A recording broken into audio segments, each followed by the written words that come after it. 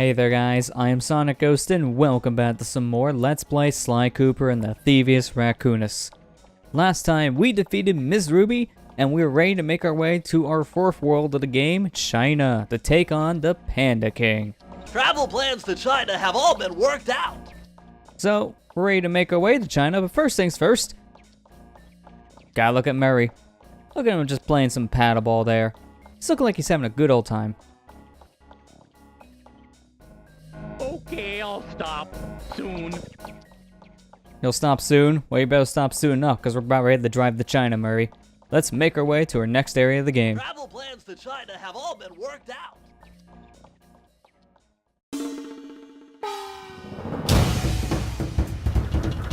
The road trip gave me the time I needed to study up on the Panda King.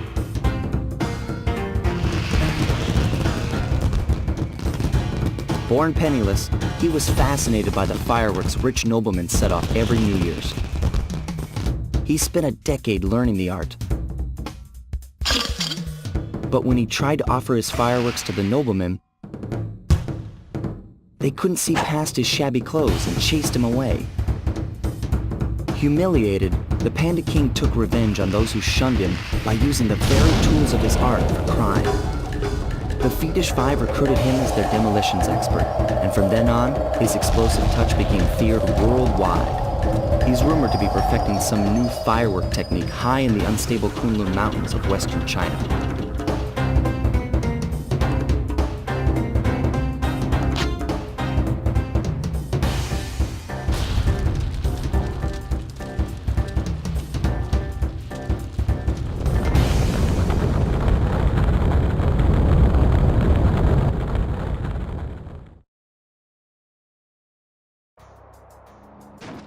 So basically, to sum up that cutscene, the whole reason why Panda King's evil is just because he's a jerk.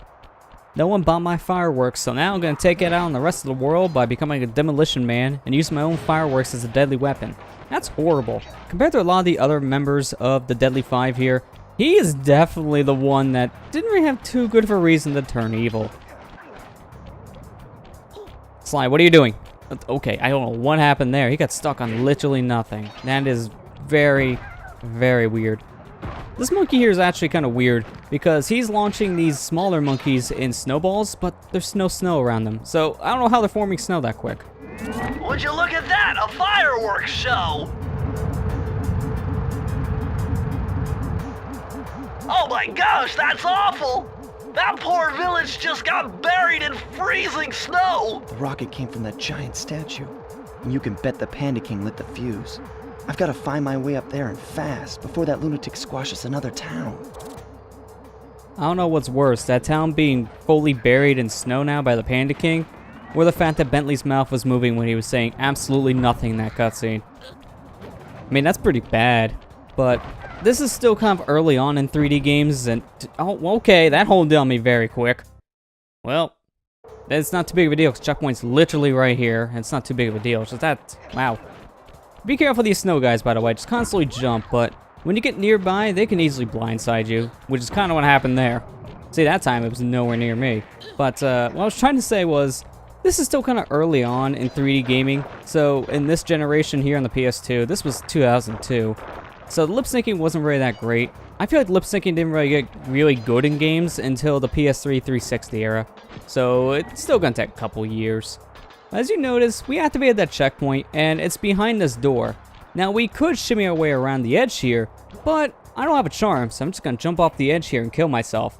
And this death is on purpose, because the fact we activated that checkpoint early, we just kind of skipped shimming around the edge, so yeah, if you don't have a charm, I actually recommend you do that, just because it's a lot quicker. I'm not really sure why that checkpoint activates when you're nowhere near it. That checkpoint has a pretty big hit radius, that's for sure. I don't know why it activates over there, but take advantage of that because it definitely helps. That's for sure. But I actually want to talk about something here. There's a fun little fact about World 4, being that this was originally supposed to be World 2 of the game. So we were supposed to come here originally after defeating Raleigh. But I'm imagining at the end of the game's development, they shifted around the worlds, so this one became World 4, and then Mugshot's hideout became World 2. So because of that, you're going to notice difficulty here. It's definitely not going to scale in comparison to World 3, because I think World 3 is just a much harder world compared to this one.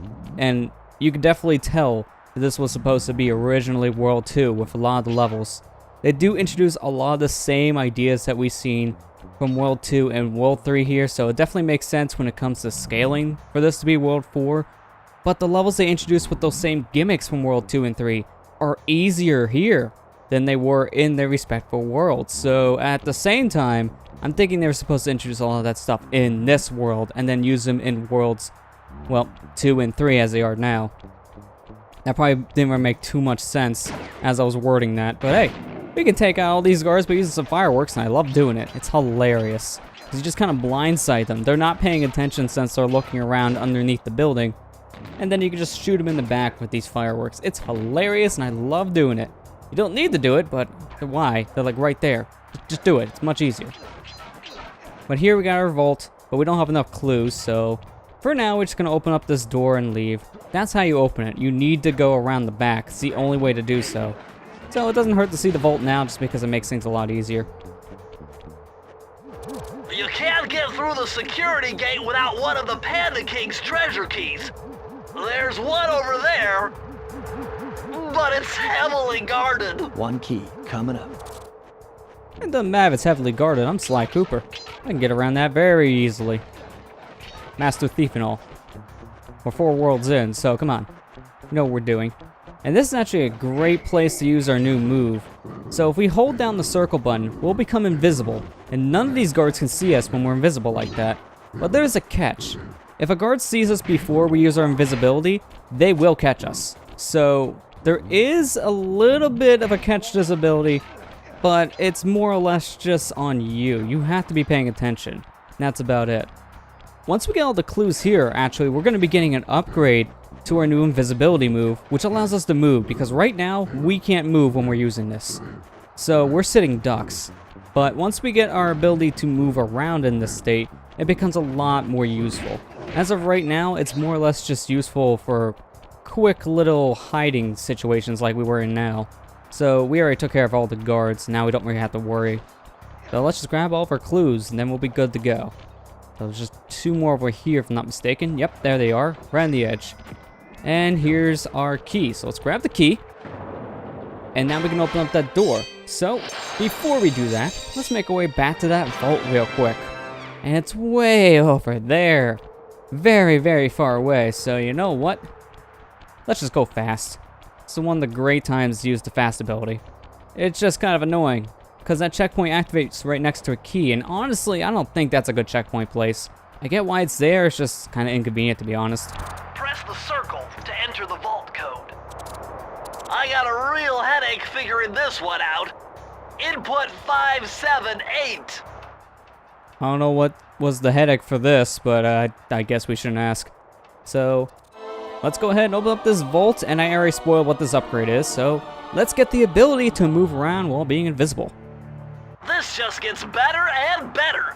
I'd always heard that one of your southern ancestors, Huckleberry Cooper, developed a technique to move while staying invisible. Hold down the circle button to turn invisible, then move around with the left analog stick. There is a catch to this ability, however. We can now freely move around while being invisible, but the problem is we tiptoe. If you have the fast ability, you can move a little bit faster by holding down the triangle button, but that's about it. So this is not really something I would say just abuse, because it definitely makes things a lot easier, but you can't attack when you're in that state, so you have to become visible again. And at the same time, with how slow you move, it's not something I'll recommend for every situation. You're still better off just sneaking around normally in a lot of situations, but it's still a lot better now to be able to move compared to not moving. Also, this corner I don't like because it's kind of glitchy. Sometimes I'll hug the edge of it and then I'll fall right off for no reason, and I don't get that. It's a weird corner, so just take your time around that one.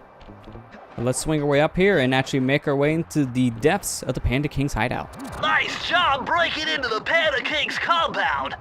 I think I figured out a way to get to the top of that giant statue, but unfortunately it's obstructed by this reinforced ceiling hatch. No problem. They seem to have plenty of firepower around here. I'll just have to find a few more treasure keys to get at it. Yeah, you're not kidding about a lot of firepower. That is, that's a lot of fireworks just right there. That guy saw me as soon as I swung my cane, so he must have heard me swinging. It didn't matter because it didn't do anything.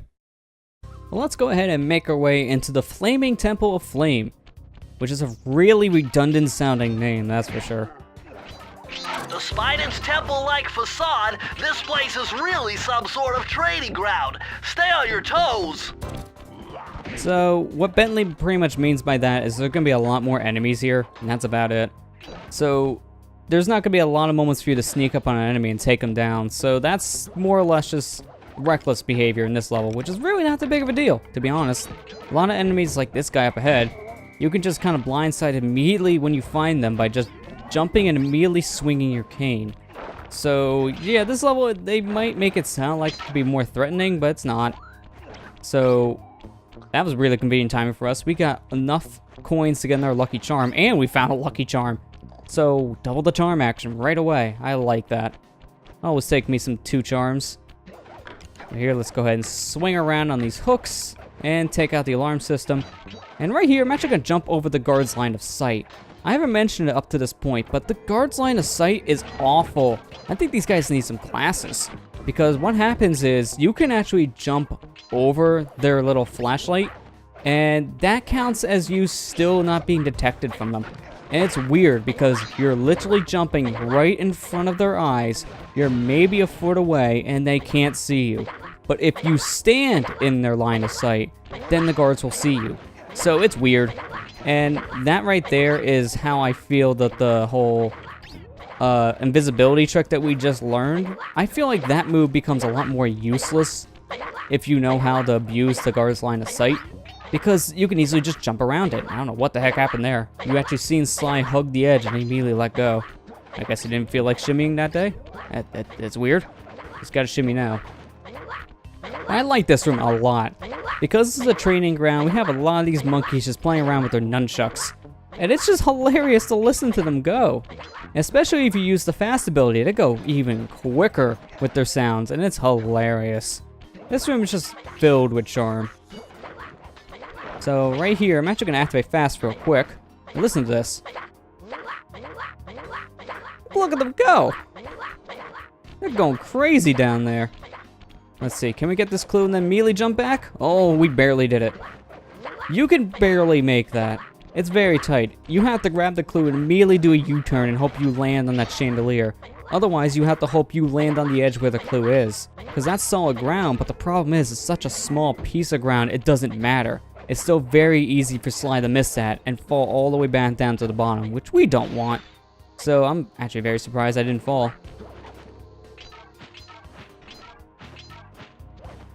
So let's take out this guard with our dive, because I love doing that. And take you out with a dive as well. Now right here, you're supposed to shimmy around the edge, but you can just jump over this. And the reason why you're supposed to shimmy around is just because of the fact you gotta avoid this guard. The thing is though, we have abilities to avoid this guard, so I'm gonna go ahead and use my decoy ability here as one. And he sees that thing and thinks it's me, but he doesn't actually see me. So yeah, the guard's kinda stupid. And we can use that to our advantage, so definitely do so. But we only have 3 more clues to get, and luckily they're just right over here on the top of this mountain. So activate these fireworks to make the platform rise, grab our 3 clues, and we're good to go. So now we just gotta get to the end of the level and get to that vault. Oh, and obviously get our key. That's important too. We got more of these ninja ladies, so take them out, and we're good to go. Their hitbox on the hand can be kind of wonky at times, because I swear, I've actually used the dive move, and while they're doing that punch, they shove me out of the way. They don't hurt me, but they shove me, which at times has actually pushed me into pits. So that's really annoying. I swear, their hitbox is a little weird. And it's just, well, weird. Can't think of a better word to describe it than that. Press the circle to enter the vault code. Lucky for you, I versed in chaos theory. Otherwise, this code would have been unsolvable. Input 932. Okay, chaos theory for a number?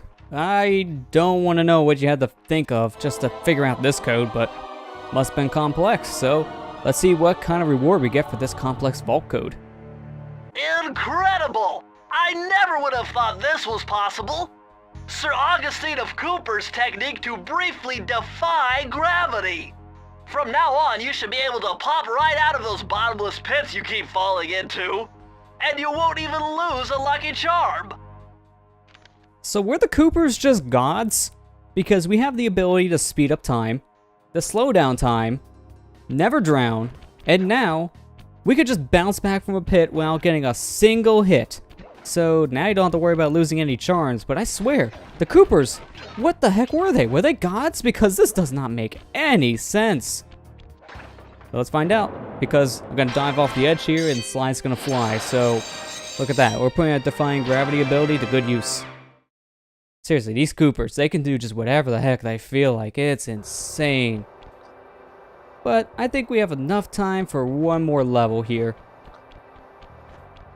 Attention, valued employee. Sadly, company elect not to pay for an avalanche protection service, and so I am forced to bury alive fundamentally ton of snow. Please be on guard for any surviving villager that come looking for revenge. Thank you. That is all. Jeez, Panda King! Way to be reckless. You didn't get a paycheck, so you just buried a village. Wow, you're a monster. Murray's all fired up to make the run for the key. While on the blasting station, use the left analog stick to aim and the square button to fire. Right on. I'll keep him covered. So, you remember this whole gimmick from World 2? Well, we got to do it again, so now we gotta navigate Murray to the end and just shoot everything we see move. That's not Murray. But this one, I swear, this is much easier than the one they actually used in World 2. Going back to that comment I made earlier of how this was originally supposed to be World 2. You can tell this is how they wanted to introduce you to the whole shooting mechanic, because that level was just much more difficult. There's nothing really here you have to worry about shooting that can kill Murray, besides your actual shots here, obviously, but the enemies will come out. They're kind of fast, but they're also hesitating whenever they get near Murray, so you can easily just take them out immediately. But there's no explosive barrels this time, so that's a good thing, 'cause now we don't have to worry about Murray having a heart attack next to one of those things if we accidentally shoot it. So let's just take out all these guys here and just let Murray do his thing. He kind of moves a little slow, but to be fair, he's a pretty big hippo, so I'm not expecting him to be the fastest creature alive. But now we're halfway there, like Murray said. It's really hard to hear Murray's voice. He's just kind of quiet. So yeah, I'm not going to expect anyone to hear that, which is why I echo it. But at certain points here, Murray will actually get to a roadblock where we need to actually shoot down one of the fireworks in order to make a new platform appear for him. So pay attention to fireworks, because whenever you see one of those, you want to shoot it. There should be two more enemies coming around the corner. There they are. Take them out quick, because these guys move pretty fast, Murray. But we don't have to worry, since Murray has 2 lucky charms, so I can avoid having Murray take 2 hits and he'll be fine. So he's at the end, about ready to grab the key, and suddenly alarms go off. He must have just hit the tripwire. You know, the one we can't see. Could be motion sensitive, because something like that you're not going to see. But at this point, a bunch of guards come out, and we have to take every single guard out before Murray can grab the key. I have an idea, Murray.